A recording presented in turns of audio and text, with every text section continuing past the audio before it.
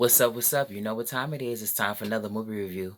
And today I'll be reviewing the movie Scary Stories to Tell in the Dark. Now, I am a huge fan of the book series. It consists of, I believe, of three or four books. I used to read them when I was a kid from 9 to 11 years old, and they're effectively creepy with the words and also the illustration too as well with the visuals. They're very, very, very creepy, and they're brought to life really good.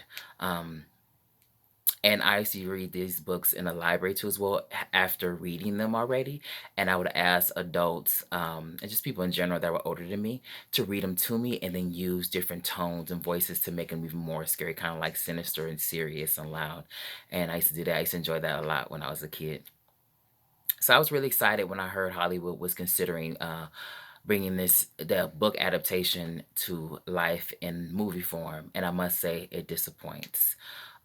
It's hugely predictable. It ended up being a typical horror story that we've seen a million times as well, except very campy. Had a Goosebumps, Are You Afraid of the Dark Nickelodeon type of feel.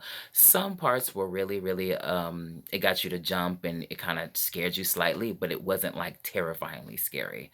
The characters, typical teenage characters, boy, girl, teenage characters. People have crushes on people. There's like a dork, someone who's very awkward and ostracized. There's a popular pretty girl that all the boys like. There's a jock. There's a bully. Just typical teenage characters that had no substance, no real depth to them in a horror film. There is no gore. It's very clean.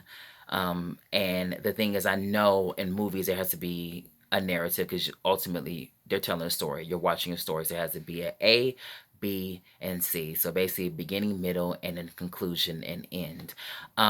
I much rather had been like in the book format, where it's just a series of short stories where no characters are tied together and no stories are tied together. Tied together, they're their own individual story, like in the book. And I just rather the film production had figured that out and made that interesting into a solid film as opposed to the typical narrative you see in the film. I like the way a little bit some of the locations that the film was shot at looked very beautiful. It was in autumn. It was on Halloween. That's where the story starts off, basically in the beginning of the film. It's a period film. It's in 1968. The wardrobe looks great. One of the protagonists, though, looked like she was in the modern world as opposed to in the 1960s. But otherwise, all the other characters looked like they were in the 60s, and so did all the background actors, and also the locations and the set decorations looked basically like it was in a period film. I'm really disappointed in this film. It was unoriginal. It's a typical Halloween story, scary story that we see all the time within a narrative of short films and characters who come to life within a book. I give this film a C minus.